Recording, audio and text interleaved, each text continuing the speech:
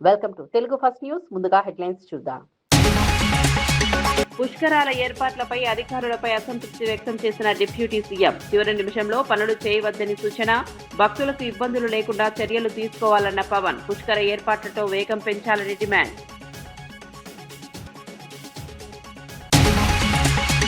Declaration పై కాంగ్రెస్ ను target చేసిన సుధీర్. 2 లక్షల ఉద్యోగాల హామీ ఏమైందంటూ ప్రశ్న. నిరుద్యోగ యువతను కాంగ్రెస్ మోసం చేసిందని వ్యాఖ్య. యువత భవిష్యత్తుతో ఆటలాడొద్దని హెచ్చరించిన సుధీర్.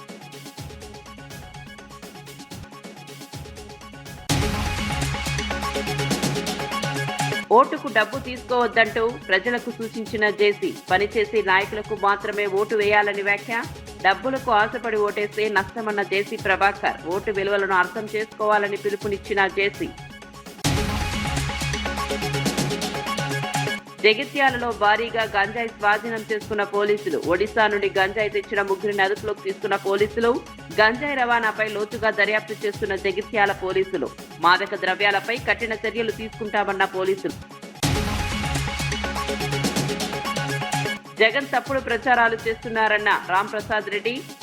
ప్రజలను తప్పుదోవ పట్టించే ప్రయత్నాలు చేస్తున్నారన్న ఎమ్మెల్యే. అభివృద్ధిని ఓర్వలేక ఆరోపణలు చేస్తున్నారన్న రాంప్రసాద్. ప్రజలు వాస్తవాలు గమనిస్తున్నారన్న ఎమ్మెల్యే వ్యాఖ్యలు. గోదావరి పుష్కరాల ఏర్పాట్లపై జరిగిన సమీక్షా సమావేశంలో డిప్యూటీ సీఎం పవన్ కళ్యాణ్ అధికారులపై అసంతృప్తి వ్యక్తం చేశారు. చివరి నిమిషంలో హడావిడిగా పనులు చేయవద్దని స్పష్టం చేశారు. అధికారుల్లో ఇంకా సన్నద్ధత లోపించిందని వ్యాఖ్యానించారు. పనుల్లో వేగం పెంచి భక్తులకు ఎలాంటి ఇబ్బందులు కలగకుండా చర్యలు తీసుకోవాలని ఆదేశించారు. నాణ్యత విషయంలో రాజీ పడవద్దని సూచించారు. పుష్కరాలకు వచ్చే భక్తుల భద్రతకు ప్రాధాన్యం ఇవ్వాలని అన్నారు. సమన్వయంతో పనులు పూర్తి చేయాలని అధికారులను ఆదేశించారు. ప్రభుత్వం ప్రతిష్టాత్మకంగా ఈ కార్యక్రమాన్ని నిర్వహించాలనే లక్ష్యంతో ఉందని పేర్కొన్నారు. I want this preparedness by the state administration. ఎంతసేపు సెంట్రల్ గవర్నమెంట్ దగ్గరికి డబ్బులు అంటే వాళ్ళు చాలా ఇన్ డీటెయిల్గా లైన్ బై లైన్ అడుగుతారు. థ్రెడ్ బేర్ అనాలిసిస్ ఉంటుంది వాళ్ళ దగ్గర. క్రిటికల్ అనాలిసిస్ చేస్తారు, ఫోరెన్సిక్ ఆడిట్ చేస్తారు ప్రతి రూపాయికి. అందుకని మనం వాళ్ళు కూర్చోబెట్టంటే నా దగ్గర ఏముందంటే అసలు ఇప్పుడే 274 పంచాయతీలు ఉన్నాయి. 274 పంచాయతీలకి మీరు చెప్పాల్సింది ఏంటి? We have identified 274 panchayats from different directions. You can go to this nearest. మీకు పుష్కర్ ఘాట్ ఇక్కడ ఉంది. మీకు here it can accommodate around 10,000 people. This particular Pushkar Ghat and this particular panchayat can accommodate around 8,000 people. Your way out is this. మీరు ఖమ్మం నుంచి రావచ్చు. ఇలా చెప్పడానికి అసలు ఎక్కడ టూరిజం దగ్గర నుంచి ప్లాన్ లేదు. అందరూ కూర్చోబెట్టి రాజమండ్రి మీద దృష్టి కేంద్రీకృతం అయింది తప్ప ఇది మీరు ఇలా ఎక్స్పాండ్ చేయకపోతే first of all it won't Rajahmundry can not take it. ఎందుకంటే ఆ ప్రిపేర్నెస్ నాకు అనిపించలేదు. భయం వేసి వచ్చాను పైన చెప్పాను. ఎందుకంటే ఆ రోజు నేను షెకావత్ గారితో వచ్చినప్పుడు ఓపెన్ చేసి మన ఇదే చుట్టూ తిరుగుతున్నాం. మీరు ఈ 4-5 rope ways and fly ways చేస్తే I think that doesn't serve. ఆ గ్రాండర్ విజన్ లేదు. ఒకసారి మీరు కూర్చోబెట్టి నేను ఎందుకు ఇప్పుడు మాట్లాడుతున్నానంటే let us take a task force. ఇది అన్నీ మన కింద ఉన్నాయి. ఎనీ పొల్యూషన్ ఇవన్నీ పెడతాం. కాకినాడ ఏదైనా జరిగిన మొత్తం గోదావరి జిల్లాలకి I want to make sure that this is my responsibility as environment minister. అందుకే నాకు ఎమ్మెల్యే మండిపల్లి రాంప్రసాద్ రెడ్డి వైఎస్ఆర్సీపీ అధినేత జగన్ పై తీవ్ర విమర్శలు చేశారు. రాష్ట్రంలో తప్పుడు ప్రచారాలు చేస్తూ ప్రజలను తప్పుదోవ పట్టించే ప్రయత్నం చేస్తున్నారని ఆరోపించారు. గత 50 ఏళ్లుగా హత్య రాజకీయాలు, అక్రమ మైనింగ్లను ప్రోత్సహించిన చరిత్ర జగన్ కుటుంబానిదేనని అన్నారు. చంద్రబాబు నాయకత్వంలో రాష్ట్రం అభివృద్ధి పథంలో దూసుకుపోతుంటే అది ఓర్వలేక బురద జల్లే కార్యక్రమాలు చేస్తున్నారని విమర్శించారు. ప్రజలను మభ్యపెట్టే ప్రయత్నాలు ఎక్కువ కాలం నిలవదని అన్నారు. అభివృద్ధిపై చర్చించకుండా ఆరోపణలతో రాజకీయాలు చేయడం మంచిది కాదన్నారు. అభివృద్ధి తప్పక రెండో విషయం తెలియని నాయకుడు ఎవరైనా ఈ రాష్ట్రంలో రాజకీయ నాయకుడు ఉన్నారంటే అది కేవలం చంద్రబాబు నాయుడు గారే. కాబట్టి ఇంత సుదీర్ఘంగా 4వ పర్యాయం కూడా ముఖ్యమంత్రిగా చేయడం జరుగుతూ ఉంది. ఈ విషయానికి వస్తే మొన్న జగన్మోహన్ రెడ్డి గారు మాట్లాడిన విషయాలు 2-3 మీ దృష్టికి తీసుకొని వస్తా. గతంలో జరిగిన హత్యలకు తెలుగుదేశం పార్టీకి మా నాయకత్వానికి ఏ విధమైన సంబంధాలు ఉన్నాయని మేము అడుగుతున్నాం. జగన్మోహన్ రెడ్డి కుటుంబం యొక్క ప్రస్థానం మనందరికీ తెలుసు. బలపనూరు నుంచి వాళ్ళ ప్రస్థానం మొదలుపెట్టి వాళ్ళ తండ్రి గారు ఆయన ఈరోజు ఆంధ్ర రాష్ట్ర ముఖ్యమంత్రులుగా పనిచేయడం జరిగింది. ఆ రోజు మీ పరిస్థితి ఏంటి, ఈరోజు మీ పరిస్థితి ఏంటి? ఈరోజు 1,00,000 కోట్ల ఆసామి మీరు. మీకు పెట్టుబడులు అలాగే మీరు వ్యాపారం చేయని రంగం ఏదన్నా ఈ భారతదేశంలో కానీ ప్రపంచంలో ఉందా అని మేము అడుగుతున్నాం సూటిగా. ఎందుకంటే మీకు చేతగాని పనే లేదు. ఒక పక్కల హత్యా రాజకీయాలు ప్రోత్సహించడం అది మీ వల్లే అయింది. గత 50 సంవత్సరాలుగా అది రాష్ట్రంలో ప్రవేశపెట్టిన ఘనత, దానికి నాయకత్వం వహించిన ఘనత కూడా ఆ రోజు మీ తాతగారి నుంచి ఈరోజు మీ వరకు కూడా అది మీకే దక్కింది. ఇంకా వ్యాపార విషయాలకు వస్తే మీ తాతగారు ఆ రోజు వ్యాపారాన్ని మొదలు పెడితే ఈరోజు లక్షల కోట్లకు తీసుకొని పోయిన ఘనత మీకు దక్కుతుంది. ఎందుకంటే ఈరోజు ఒక చిన్న ఉదాహరణగా నేను చెప్తాను. కడప జిల్లా, ఉమ్మడి జిల్లాలో కోడూరు నియోజకవర్గంలో మంగంపేటలో ఎక్కడా దొరకని ఖనిజం బైరటీస్ అంటాం, ముగ్గురాయి అంటాం. ఆ మైన్లు 40-45 సంవత్సరాల నుంచి ఆపరేట్ చేయడం జరుగుతూ ఉంది. ఆ రోజు మీ తాతగారి జన్మస్థలం, మీ యొక్క ఈరోజు ఉండే మీ నియోజకవర్గం. వైఎస్ఆర్సీపీ నేత భూమన కరుణాకర్ రెడ్డి చంద్రబాబుపై తీవ్ర ఆరోపణలు చేశారు. సొంత తమ్ముడు రామ్మూర్తి నాయుడిని చంద్రబాబు దూషించే వారిని పేర్కొన్నారు. ఎన్టీఆర్ కూడా చంద్రబాబును జామత, దశమగ్రహం అని అన్నారని గుర్తు చేశారు. చంద్రబాబు పరమ అవినీతి పరుడని, ఆయన తోడల్లుడు దగ్గుపాటి కూడా తన పుస్తకంలో రాశారని అన్నారు. రంగా హత్యలో చంద్రబాబు పాత్రపై హరిరామ జోగయ్య వివరించారని పేర్కొన్నారు. చంద్రబాబు రాజకీయ జీవితంపై ఎన్నో ఆరోపణలు ఉన్నాయని వ్యాఖ్యానించారు. ప్రజలు గత చరిత్రను మర్చిపోవద్దని సూచించారు. ఏం జరిగింది అన్నటువంటి విషయం రామ్మూర్తి నాయుడు గారు పోసగుచ్చినట్టుగా చెప్పినారు.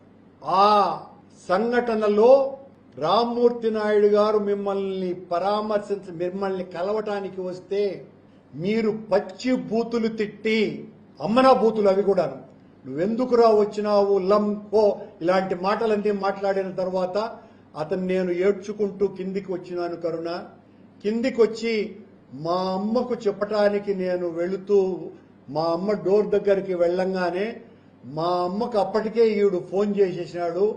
ఏమిరా చిన్నోడా, పెద్దోడిని అంత బాధ పెడతాండావే, వాడు ఎంతో బాధపడిపోతా ఉన్నాడు, నువ్వేంది అంత పచ్చిబూతులు తిట్టినావంట అని చెప్పినాడు. నేను పోతే నన్ను తిట్టేసి వాడు ఇష్టం వచ్చినట్టుగా అమ్మ నా బూతులు, నేను కిందికి వచ్చి మా అమ్మను కలిస్తే మా అమ్మకు ఇంత అబద్ధం చెప్పేసి ఉన్నాడు అని ఈ మాటలు చెప్పింది రామ్మూర్తి నాయుడు గారు సుమానాతో. మరి ఇవన్నీ కూడా లోకానికి తెలియాలి కదా. చంద్రబాబు గారి నైజమేని సొంత కుటుంబంలో మీరేదో షర్మిలకు అన్యాయము, విజయమ్మకు అన్యాయం అని చెప్పినారే, రామ్మూర్తి నాయుడు గారే చెప్పినటువంటి ఈ మాటలు కూడా జనంలోకి వెళ్లాల్సినటువంటి అవసరం ఉన్నది కదా. మీ గురించి ఎన్టీ రామారావు గారు ఏం చెప్పారు? జామాత, దశమగ్రహం అని చెప్పినారా లేదా? ఔరంగజేబు కంటే నీచుడనే విషయం చెప్పినారా లేదా? ఇంత ఘోరమైనటువంటి వ్యక్తి ప్రపంచ రాజకీయాలలో ఉండడు అన్నటువంటి విషయం చెప్పిన మాట వాస్తవమా కాదా? ఊర్లన్నీ కాల్చేయాలా అని మీ తోడలుడు దగ్గుపాటి వెంకటేశ్వరరావు తన పుస్తకంలో రాయలేదా? ఎన్ని మాటలు రాసినారు దగ్గుపాటి వెంకటేశ్వరరావు గారు మీ గురించి, మీ వ్యక్తిత్వాన్ని గురించి, మీరెంత అవినీతి పరుడో రాయాల్సిన సందర్భం లేదా ఆ పుస్తకంలో? హరిరామ జోగయ్య గారు రంగా మరణానికి మీరు కారణమని రాయలేదా? హంతక చేతులు మీవి, రక్తంతో తడిసిన చేతులు మీవి అని ఆయన రాయలేదా? పింగళి దశరథరాం నా స్నేహితుడు, నాతో పాటు ఎమర్జెన్సీలో జైల్లో ఉన్నటువంటి వాడు, ఎన్కౌంటర్ ఎడిటర్. మంత్రి అడ్లూరి లక్ష్మణ్ కుమార్ కేంద్ర ప్రభుత్వంపై తీవ్ర విమర్శలు చేశారు. పెట్రోల్, డీజిల్ ధరలను వెంటనే తగ్గించాలని డిమాండ్ చేశారు. బీజేపీ ప్రభుత్వం మతం పేరుతో రాజకీయాలు చేయడం తప్ప పేదల సంక్షేమాన్ని పట్టించుకోవడం లేదన్నారు. దేశ ఆర్థిక వ్యవస్థ దెబ్బతింటున్నా ప్రధాని మోదీ స్పందించడం లేదని ఆరోపించారు. రాష్ట్రంలో ప్రధాన ప్రతిపక్షంగా ఉన్న బీఆర్ఎస్ కూడా కేంద్రంపై మాట్లాడడం లేదని విమర్శించారు. బీజేపీ, బీఆర్ఎస్ రెండు ఒకటేనని అన్నారు. రాష్ట్ర ప్రభుత్వం 3 పంటల ధాన్యం కొనుగోలు చేసిన కేంద్ర పరిధిలోని ఎఫ్సీఐ మాత్రం బియ్యం సేకరించడం లేదని పేర్కొన్నారు. రైతుల సమస్యలపై కేంద్రం దృష్టి పెట్టాలని డిమాండ్ చేశారు. శాసనసభ్యుడిగా, మంత్రిగా జిల్లా ప్రాతినిధ్యం చేస్తున్నా. నా బాధ్యత మరి ఇక్కడ వరిధాన్యానికి సంబంధించిన 5 లక్షల మెట్రిక్ టన్నుల వరిధాన్యం దిగుబడి జరిగింది. ఈ రోజు వరకు నేను వీడియో కాన్ఫరెన్స్ ద్వారా జిల్లా కలెక్టర్ గారు ప్రకటన చేసినాడు. 3,20,000 మెట్రిక్ టన్నుల వరిధాన్యాన్ని కొనుగోలు చేయడం జరిగింది ఈ జిల్లాలో. ఇక 1,84,000-86,000 మెట్రిక్ టన్నుల వరిధాన్యం కొనుగోలు చేసిన బాధ్యత మాకున్నది. ఎక్కడ కూడా రైతు ఇబ్బంది పడుతున్నా, రైతు ఆందోళన పడుతున్నా, మేము రైతును విస్మరించలే. గత ప్రభుత్వంలో ఉన్నటువంటి నాయకులు, ఏదైతే టీఆర్ఎస్ పార్టీ ప్రభుత్వంలో ఉన్న నాయకులు టీఆర్ఎస్ పార్టీలో మేమే రాజులు మేమే మంత్రులు పరిపాలించిన వాళ్ళు ఏదైతే రైతుల నిధులకు అప్పయ్యపలే రైతు పక్షాన జిల్లా కలెక్టర్ గారు, జిల్లా అధికారులు, అదేవిధంగా రెవెన్యూ అగ్రికల్చర్ అధికారులు, పోలీసు అధికారులతో సమన్వయం చేసుకుంది. ఆ వడ్లకు ఉన్నటువంటి కష్టం విషయంలో కూడా, కొనుగోలు విషయంలో కూడా కానీ, ఆ మిల్లర్ కాడ దించుకునే విషయంలో ఇబ్బంది అయితే నేరుగా అధికారులు సమన్వయం చేసుకొని రైతుకు ఇబ్బంది కాకుండా కొనుగోలు చేసినాం. ఈరోజు 3,20,000 వరి ధాన్యాన్ని కొనుగోలు చేసినాం. ఇలా ధైర్యంగా మీ ముందు, ప్రజల ముందు, మా మీడియా ముందు మేము చెప్తున్నాం. ఇక 1,80,000 మెట్రిక్ టన్నుల వడ్డాన్ని కొనుగోలు చేసాం, సిద్ధంగా ఉన్నాం. ఈరోజు ప్రజల పక్షాన జవాబుదారిగా పనిచేయడానికి ఈరోజు మీకు ఇంత ఎండలో కూడా మేము వచ్చి ప్రజల పక్షాన్ని మీరు పెంచినట్లు కేంద్రంలో నరేంద్ర మోడీ మొండి వైఖరి, నిరంకుశ వైఖరి. ఆ రోజు జవహర్లాల్ నెహ్రూ గురించి మాట్లాడతాడు, ఎక్కడో యుద్ధం వస్తానట, దేశం భారతదేశం రేట్లు పెరిగినాయి. మరి ఇలా నువ్వు చేసే పని ఏందయ్యా? నరేంద్ర మోడీ ఇలా నువ్వు చేసే పని ఏంది అంటున్నా? డీజిల్ ధర పెంచినావు, పెట్రోల్ ధర పెంచినావు, వరి ధాన్యాన్ని ఉంటలేవు, మొక్కజొన్న ఉంటలేవు, నిరుద్యోగ యువకుల గురించి పట్టించలేవు, ఈ ప్రాంత ప్రజల గురించి పట్టించుకుంటలేవు. ఏమన్నంటే దేవుని పేరు చెప్తావు. రూపాయి కిలో పడిపోయింది. రాహుల్ గాంధీ గారు ఒక మాట మాట్లాడాడు, దేశంలో రాబోయే రోజుల పట్ల ఆర్థిక సంక్షోభం వస్తుంది, నరేంద్ర మోడీ యొక్క ప్రభుత్వం పడిపోతుందని చెప్పి అన్నాడు. మరి ఆ పరిస్థితి లోపల విలాసవంతమైన జీవితాలు కట్టుకుంటూ విలాసవంతమైన విమానాల లోపల 1,00,000 కోట్ల రూపాయల సూట్లు వేసుకొని దేశాన్ని తిరుగుతున్నాం. మన భారతదేశానికి జరిగే ప్రజల పక్షాన ఏ రోజు కూడా మన తెలంగాణ రాష్ట్రానికి కావాల్సినటువంటి గౌరవ ప్రజాపాలన ఇంద్రమ రాజ్యంలో గౌరవ ముఖ్యమంత్రి గారు మన రాష్ట్ర ప్రభుత్వం ద్వారా చెల్లించిన పన్నుల రూపంలో చెల్లించిన డబ్బులు దామాషా ప్రకారం ఏదైతే ఆంధ్ర రాష్ట్రానికి ఇచ్చినటువంటి ఏదైతే డబ్బున్నదో మన తెలంగాణ విషయానికి ఇవ్వాల్సిన బాధ్యత మోడీపై ఉన్నది. కేంద్రంలో భారతీయ జనతా పార్టీ కేంద్ర మంత్రులు ఎమ్మెల్యే కోమిటిరెడ్డి రాజగోపాల్ రెడ్డి రైతులకు క్షమాపణలు తెలిపారు. ఈసారి సాధారణ దిగుబడితో పోలిస్తే ధాన్యం ఉత్పత్తి 2 నుంచి 3 రెట్లు పెరిగిందన్నారు. అకస్మాత్తుగా పంట ఉత్పత్తి పెరగడంతో నిల్వ సామర్థ్యం సరిపోలేదని వివరించారు. గోదాములు గుర్తించడంలో ఆలస్యం జరిగిందని తెలిపారు. పశ్చిమ బెంగాల్ ఎన్నికల కారణంగా హమాలీల కొరత కూడా ఏర్పడిందన్నారు. కొంతమంది రైస్ మిల్లర్లు రాజకీయాలు చేస్తూ ప్రభుత్వాన్ని ఇబ్బంది పెట్టారని ఆరోపించారు. ఈ సమస్యను ఇప్పటికే సీఎం దృష్టికి తీసుకెళ్లామని చెప్పారు. ధాన్యం సేకరణలో ఆలస్యం జరిగి రైతులు ఇబ్బంది పడ్డ విషయం వాస్తవమేనని అంగీకరించారు. క్వింటాల్లో ధాన్యం ఈసారి ఉత్పత్తి అంటే 4 రెట్లు. ఈసారి అనుకోకుండా ధాన్యం ఉత్పత్తి పెరగడం వల్ల రెండో కారణం ఏంటంటే సడన్ గా ధాన్యం ఉత్పత్తి పెరగడం వల్ల నిల్వ సామర్థ్యం లేదు, నెంబర్ 1. నెంబర్ 2, మనకు ఈ వెస్ట్ బెంగాల్ ఎలక్షన్ రావడం వల్ల హమాలీల కొరత ఆ 15 రోజులు ఎలక్షన్ టైంలో మనకు ఎఫెక్ట్ అయింది. మూడోది, మిల్లర్లు కూడా కొన్ని రకాల రాజకీయం చేసి ప్రభుత్వంతో వాళ్ళు బ్లాక్మెయిలింగ్ ధోరణిలో కొందరు మిల్లర్లు ప్రవర్తించడం వల్ల ధాన్యం సేకరణ విషయంలో ఆలస్యమైన మాట వాస్తవం. మొన్న లాస్ట్ వీక్ ముఖ్యమంత్రి గారి దగ్గర దృష్టికి కూడా తీసుకుపోయినాం. ఉత్తమ్ కుమార్ రెడ్డి గారు సివిల్ సప్లై మినిస్టర్ ఎప్పటికప్పుడు పర్యవేక్షణ చేస్తుండ్రు. తప్పకుండా రైతులకు అసౌకర్యం జరిగింది, ఆలస్యం జరిగిన మాట వాస్తవం. ప్రభుత్వం తరఫున నేను క్షమాపణ కూడా చెప్తున్నాను. ఎందుకంటే మనం అనుకున్న దానికంటే డబల్ 3 రెట్లు ఎక్కువ వచ్చింది. జేసీ ప్రభాకర్ రెడ్డి ఎన్నికల రాజకీయాలపై కీలక వ్యాఖ్యలు చేశారు. ఓటు కోసం ఇచ్చే 2,000 రూపాయలు తీసుకోవద్దని ప్రజలకు సూచించారు. డబ్బులు ఇచ్చే వారికి కాకుండా ప్రజా సమస్యలపై నిజాయితీగా పనిచేసే నాయకులకు ఓటు వేయాలని కోరారు. ప్రజలు డబ్బులకు ఆశపడి ఓటు వేస్తే నాయకులు నిర్లక్ష్యంగా వ్యవహరిస్తారని అన్నారు. అదే పనిని బట్టి ఓటు వేస్తే నాయకులే ప్రజల వద్దకు వచ్చి బాధ్యతగా పనిచేస్తారని పేర్కొన్నారు. భవిష్యత్తులో ఉద్యోగ అవకాశాలు మరింత కష్టతరంగా మారే అవకాశం ఉందని హెచ్చరించారు. ప్రజల చైతన్యంతో సరైన నిర్ణయాలు తీసుకోవాలని సూచించారు. ఓటు విలువను అర్థం చేసుకుని ప్రజాస్వామ్యాన్ని బలోపేతం చేయాలని పిలుపునిచ్చారు. ఇప్పుడే మా బర్రెలతో చెప్పింది, నేను బాటలీలే విన్నావురా, నేను బాటలీలే లెక్కలే, సేవాగలం ఉంది దానికి. బర్రెల కంటే 3 బర్రెలు పెట్టుకొని జీవనం చేసింది. ఏం చదివినారా నువ్వు?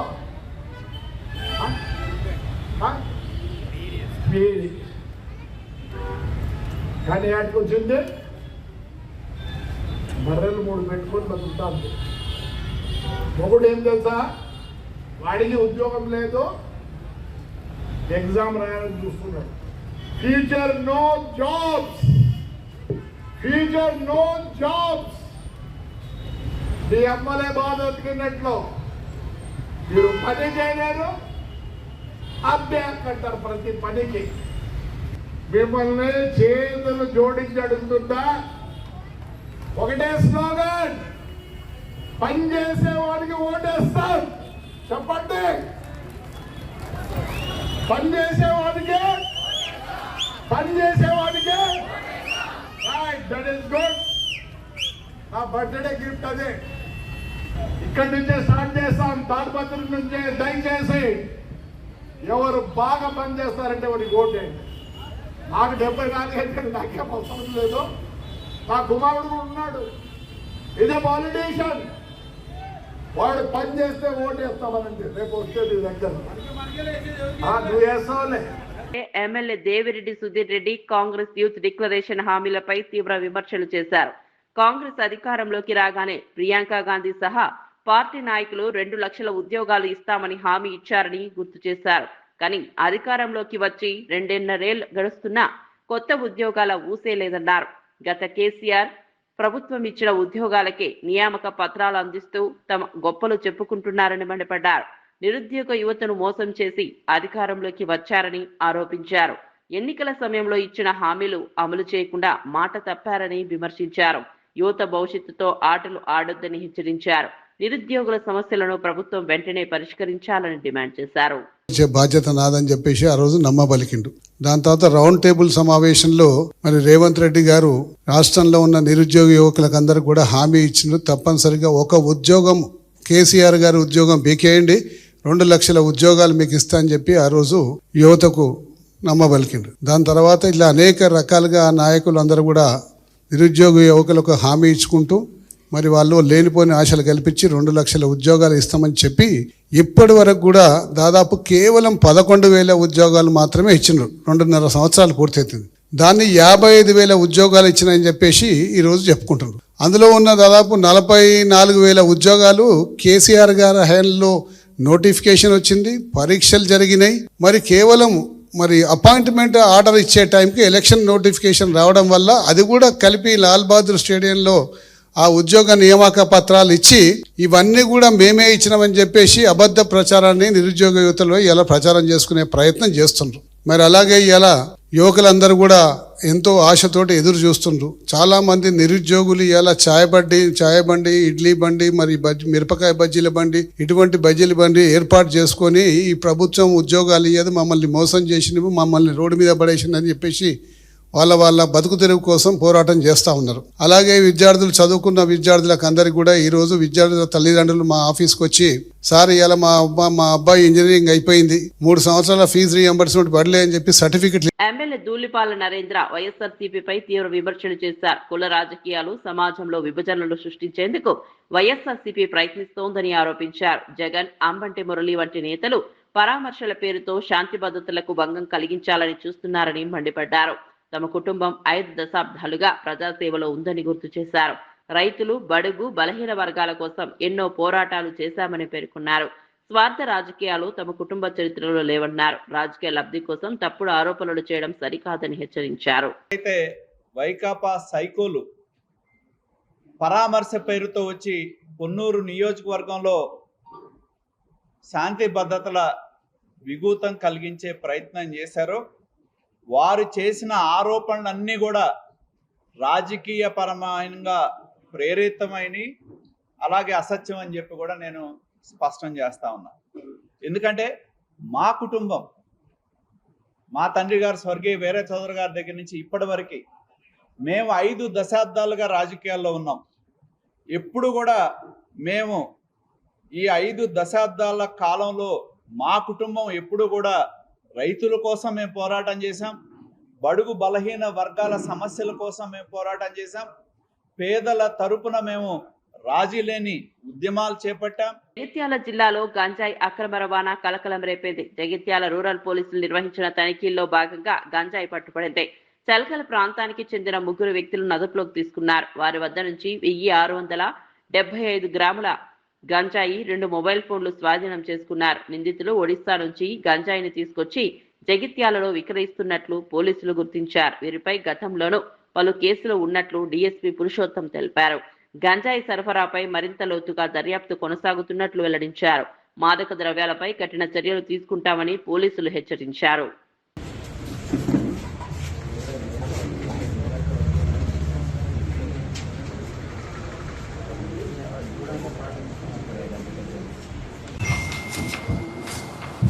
జగిత్యాల రూరల్ పోలీస్ స్టేషన్లో పరిధిలో ఈ చల్గల గ్రామంలో గాంజాయి విక్రయిస్తున్నట్టుగా మన పోలీసుకు సమాచారం అందింది. వెంటనే పోలీసు వారు రెవెన్యూ అఫీషియల్స్ను తీసుకొని అక్కడ చల్గల్ గ్రామంలో మాటు వేయగా అడొక 2 వ్యక్తులు కనిపించారు. వీళ్ళు గాంజాయి ఒకరి నుంచి ఒకరు ఎక్స్చేంజ్ కాగా rural police station SI Shri Umasagar మరియు సిబ్బంది ఒకటి గంజాయిని పట్టుకోవడం జరిగింది. రెవెన్యూ వారి ఆధ్వర్యంలో దాన్ని చెక్ చేయగా అట్టి గంజాయి 1675 గ్రాములుగా తెలిసింది. సో దాన్ని అట్టి వ్యక్తిని రెవెన్యూ అధికారుల సమక్షంలో విచారించగా ఆ యొక్క 3 వ్యక్తులు, మొదటివాడు దండ్ల తాటిపాముల వంశీ, ఇతను చల్గల్ గ్రామంలో ఉంటాడు. ఈయన ఇదివరకు కూడా మనకు ఈ యొక్క గాంజాయి కేసులో అరెస్ట్ కావడం జరిగింది. ఇతను ఇదివరకు ఒరిస్సాలోని మల్కన్గిరి పోలీస్ స్టేషన్ పరిధిలో గాంజా అమ్ముతుండగా అక్కడ పట్టుకొని జైలుకు పంపడం జరిగింది. అటు జైల్లో పరిచయమైనటువంటి నిందితులతో కలిసి మళ్ళీ ఈ గాంజా వ్యాపారం మళ్ళీ చేయడం మొదలుపెట్టాడు. అట్టి కేసులో మళ్ళీ కోర్టుకు హాజరు కావడానికి అని చెప్పి మళ్ళీ ఒరిస్సా రాష్ట్రంలోని మల్కాజ్గిరికి వెళ్ళి అక్కడ గాంజా కొనుక్కోవడం జరిగింది. అతని గాంజా కొనుక్కోవడానికి అతని మిత్రుడైనటువంటి ఈ తాటిపాముల వంశీకి మండే అనిల్ 4500 రూపాయలు ఫోన్పే ద్వారా పంపించాడు. అలాగే దేవకోట కుషాల్ అని అతను కూడా 4000 రూపాయలు పంపాడు. అట్టి అమౌంట్ తోటి 1675 గ్రాముల గాంజాయి తీసుకొని వచ్చినప్పుడు మనకు ఈ యొక్క జగిత్యాల సిసిఎస్ పోలీసుల ఇన్ఫర్మేషన్తో జగిత్యాల రూరల్ ఎస్ఐ తన సిబ్బందితో కలిసి పట్టుకోవడం జరిగింది. వీళ్ళందరి మీద ఈ ఎన్డీపీఎస్ కేసు పెట్టి ఈరోజు జైలుకు పంపడం జరిగింది. ఈ యొక్క నిందితుల వివరాలు మొదటి అతను తాటిపాముల వంశీ అని చెప్పి 30 సంవత్సరాలు. ఇతను ఇక్కడ తారక రామనగర్లో ఉంటాడు. అతనికి ఇది 2వ case. First case Malkajgiri Orissa రాష్ట్రంలో ఉంది. 2వ అతను మెండే అనిల్, ఇతను 22 సంవత్సరంలో. ఇతని మీద ఇది గాంజా 3వ కేసు. ఇది కాకుండా వేరే కొట్లాడుకున్న కేసు కూడా ఉన్నది. అట్లే దేవకోట కుషాల్, ఈయన ఎలియాస్ గున్నీ కుషాల్ అంటారు. ఇతను కృష్ణానగర్ జైత్యాల వాస్తవ్యుడు. ఇది ఇతని మీద ఫస్ట్ కేసు. అలాగే మల్కన్గిరిలో అమ్మినటువంటి అన్పాల రాజారాం, అతను యాక్చువల్లీ ఇది ఆయన మీద కూడా గాంజా కేసు మల్కన్గిరిలో ఒరిస్సాలో ఉంది. ఆయన జైలు ఉన్నప్పుడు ఈయన జైల్లో పరిచయం అయింది. సో ఆయనకు డబ్బులు ఇచ్చి కొనుక్కోవడం జరిగింది. ఈ కేసులో మనము 1675 గ్రాముల గాంజాయి, 2 మొబైల్ ఫోన్ స్వాధీనం చేసుకున్నాము. వీళ్ళందరి మీద మనము కంటిన్యూస్గా నిఘా పెట్టి వీళ్ళను మళ్ళీ ఫర్దర్గా ఎటువంటి ఇన్వాల్వ్ కాకుండా చూడడం జరుగుతుంది.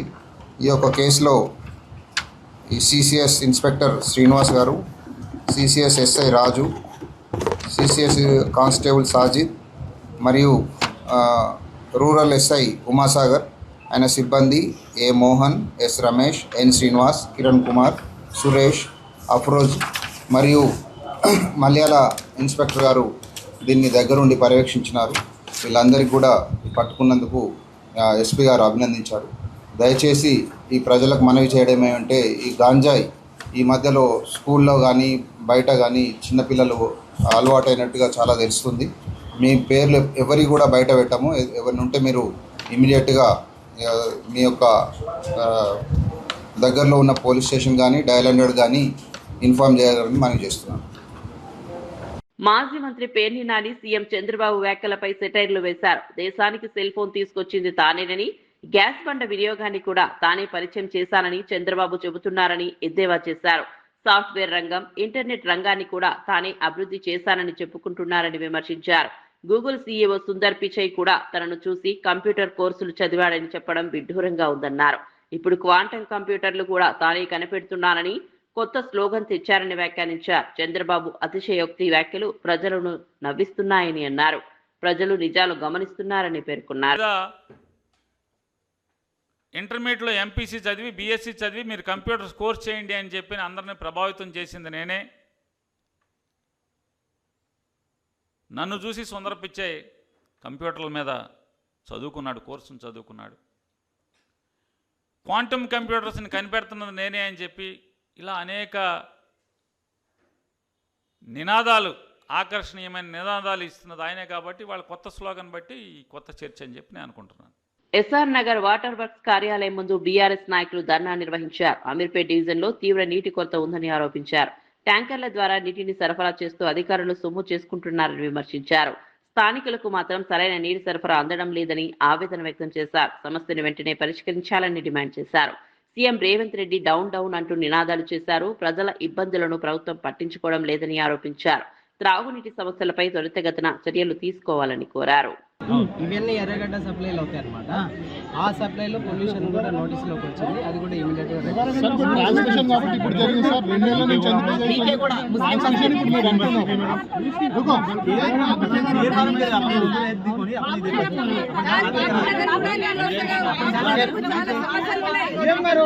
ఒక్కసారి కిరణ్ కి చెప్పండి.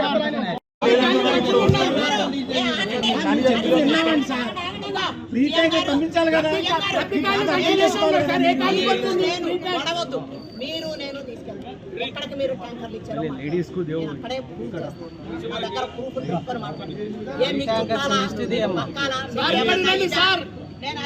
తీసుకొని ఎక్కడెక్కడ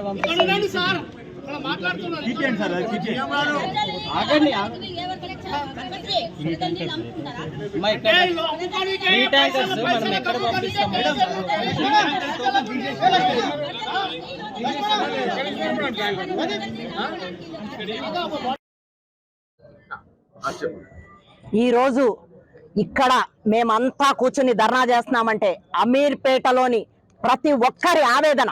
చిన్నపిల్లలు ఉన్నారు, వృద్ధులు ఉన్నారు, మహిళలు ఉన్నారు, జెంట్స్ ఉన్నారు. అందరూ కూడా నీళ్ల బిందెలు పట్టుకొని తెల్లవార్లు కూర్చొని వెయిట్ చేసినా సరే ఒక్క డ్రాప్ నీళ్లు రాదు. ఎన్నిసార్లు చెప్పినా అధికారుల నుంచి స్పందన ఉండదు. నిన్న మొన్న 2 రోజుల నుంచి అయితే అధికారులు పూర్తిగా ఫోన్లు ఆఫ్ చేసుకుని కూర్చున్నారు. ఇది ప్రజల హక్కే అడుగుతున్నాం. ట్యాక్సులు కడుతున్నాము, బిల్లులు కడుతున్నాము. అన్ని బిల్లులు కూడా కట్టి ప్రజలు బతుకుతుంటే వాళ్ళ పట్ల ఎంత నిర్లక్ష్యంగా వ్యవహరిస్తున్నారంటే ఈరోజు అదేం విలాసం కాదు, నీళ్ళు అడుగుతున్నారు తాగడానికి. అది కూడా ఇవ్వలేని వాళ్ళు ఏమి పరిపాలన చేస్తారు, ఏమి మేనేజ్మెంట్, వాటర్ మేనేజ్మెంట్ చేస్తారు. ఇదంతా కూడా మా ఆవేదన. ఎప్పటికీ మేము ప్రజల వెంటుండి పోరాటం చేస్తానే ఉంటామో. మా పోరాటం ఈ సమస్యల మీద, నీళ్ళ సమస్యలు కాదు, కరెంట్ సమస్యలు కాదు, ఏ సమస్యలున్నా సరే మేము ఈ పోరాటం ఆపము. వాళ్ళ వెంట ఉండి పోరాటం చేస్తూ ఉంటాము. ఇది ప్రతి ఒక్కరి ఆవేదన కాబట్టి మేము అన్నీ కూడా, ఇది ఏమీ కూడా ఎక్కడ లేని అన్యాయం. ఇది ఎక్కడ ఒక్క డ్రాప్ నీళ్లు లేదు. ట్యాంకర్లు ఈవేళ రేపు పొద్దున తెల్లవారుజామున 2 గంటలకు నీళ్లు వస్తాయని వెయిట్ చేస్తూ ఉంటే సాయంత్రం 8 గంటలకు నీళ్లు ఇస్తున్నారు. అది కూడా చెప్పా పెట్టకుండా 10 నిమిషాలు 20 నిమిషాలు నీళ్లు ఇచ్చి ఆపేయడం ఎంతవరకు సమంజసం? అది 3 రోజుల నుంచి అయితే అసలు ఎక్కడా నీళ్లు లేవు. నీళ్లు లేకపోతే ఇంతకుముందు మాకు ట్యాంకర్లు ఇచ్చే అధికారం లేదని చెప్తున్నారు. ఈ అమ్మే ట్యాంకర్లన్నీ హాస్టల్స్ కానీ అనధికారంగా పోయే ట్యాంకర్లన్నీ కూడా ఎక్కడికక్కడ వెళ్ళిపోతున్నాయి. ఏది ఆగటం లేదు. డబ్బులు ఇచ్చి కొనేవాడితే రాజ్యం. ఈవేళ పేదవాడు ట్యాంకర్ 3000 పెట్టి ఎట్లా కొనగలుగుతాడు? 500 కూడా పెట్టి ట్యాంకర్ కొనుక్కోలేని పరిస్థితి ఈ రోజున్న పేదవాళ్ళందరూ కూడా నీళ్లు లేక అలమటించిపోతున్నారు. ఇంతకు ముందు ఎప్పుడన్నా నీళ్లు రాకపోతే 2 ట్యాంకర్లు పంపించాము ఆ ఏరియాకి, అది కూడా మానేశారు. ట్యాంకర్లు ఇచ్చే అధికారం, ఫ్రీ ట్యాంకర్లు ఇచ్చే అధికారం లేదంటున్నారు. డబ్బులు ఎంతవరకు కరెక్ట్? ఎంతమంది పేదవాళ్ళు డబ్బులు ఇవ్వగలుగుతారు? డబ్బులు ఇచ్చి ట్యాంకర్లు కొనుక్కునే పరిస్థితి ఈ రోజు మొత్తం డివిజన్ అంతా కూడా, సిటీ అంతా కూడా ఇదే నెలకొని ఉన్నది. దీన్ని మేము తీవ్రంగా ఖండిస్తున్నాము. దీని వెనకాల మేము పోరాటం చేస్తాము. మా పోరాటం ఎప్పటికీ ఆగదు. ప్రజల్లోకి రావాలి ముందు ఆఫీసర్లు, ప్రజల కష్టాలేంటో తెలుసుకోవాలి. కనీసం ఆఫీసులో కూర్చుని ఫ్యాన్ కింద కూర్చుని ఏసీ. శంషాబాద్ లో కాంగ్రెస్ నేతలు ఎమ్మెల్యే ప్రకాష్ గౌడ్ కు మద్దతుగా మీడియా సమావేశం నిర్వహించారు. భూ కబ్జా ఆరోపణల నేపథ్యంలో బీజేపీ నేత తోకల శ్రీనివాస్ రెడ్డి తప్పుడు ప్రచారం చేస్తున్నారని ఆరోపించారు. ఎమ్మెల్యే ప్రకాష్ గౌడ్ కు భూ కుంభకోణాలతో ఎలాంటి సంబంధం లేదని స్పష్టం చేశారు. ఎవరైనా విమర్శలు చేసే ముందు ఆలోచించి మాట్లాడాలని సూచించారు. రాజకీయ లబ్ధి కోసం ఆరోపణలు చేయడం సరికాదన్నారు. సీఎం రేవంత్ రెడ్డి తెలంగాణను సమర్థవంతంగా పాలిస్తున్నారని పేర్కొన్నారు. ప్రజాక్షేత్రంలోని అన్ని విమర్శలకు సమాధానం చెబుతామని కాంగ్రెస్ నేతలు స్పష్టం చేశారు.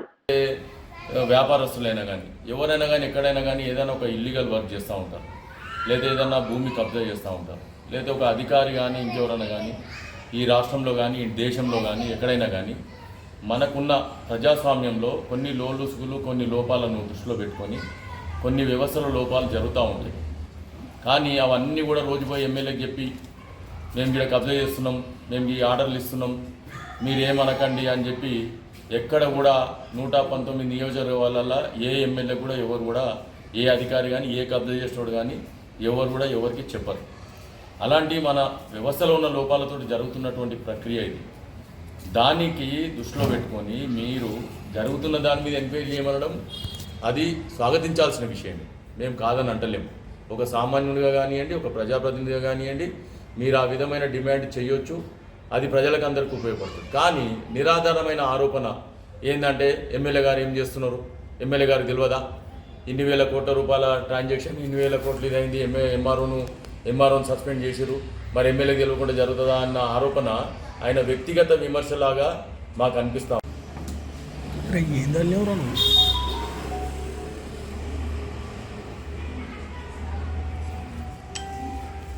ఈరోజు మనం మీడియాలో వచ్చినటువంటి కథనం ప్రకారం ఏదైతే మాజీ కార్పొరేటర్ శ్రీనివాస్ రెడ్డి గారు బీజేపీ వారు ప్రెస్ మీట్ పెట్టి మాట్లాడడం జరిగింది ఏంటంటే కోట్ల విలువైన ప్రభుత్వ భూములు అన్యాక్రాంతం, దీని వెనుక ఉన్న పెద్దలు ఎవరు, ఒక అధికారిని మాత్రమే బలిపశువుని చేసిర్రు, దీని వెనుకున్న పెద్దలు ఎవరు అన్న ఒక శీర్షికతోటి ఈరోజు వివిధ వార్తాపత్రికలల్లో మనకు ఒక వార్త ప్రచురితమైంది. మరిన్ని అప్డేట్స్ కోసం చూస్తూనే ఉండండి